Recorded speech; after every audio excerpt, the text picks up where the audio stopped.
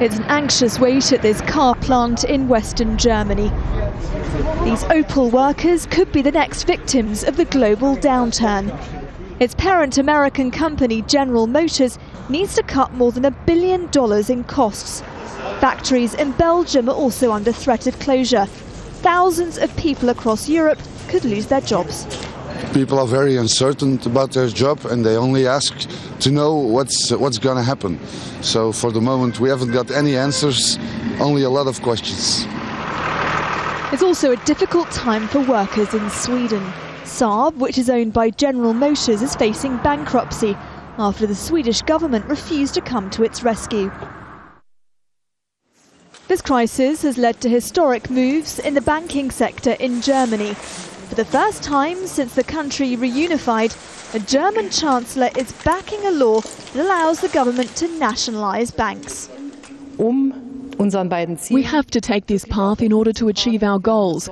We analysed this carefully and I believe we have no choice. But all of this is having a political impact. Union leaders arrived at the French presidential palace.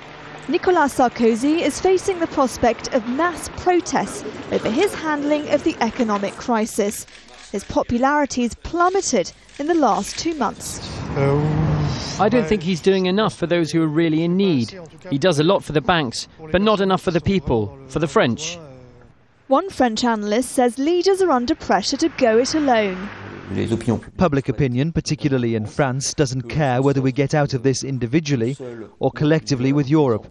It's no longer concerned with commitments to the EU. Gordon Brown thinks that's wrong. He believes a united G20 in April could be a solution. But he too is under pressure, and the summit could make or break his leadership. The whole point of the G20 is that the whole world must take action to deal with a global problem which requires global solutions. From summits to bank bailouts, European leaders are struggling to manage this crisis. Car workers are voters too, and economic failure will have a political price. Nazanine, Moshiri, Al Jazeera, London.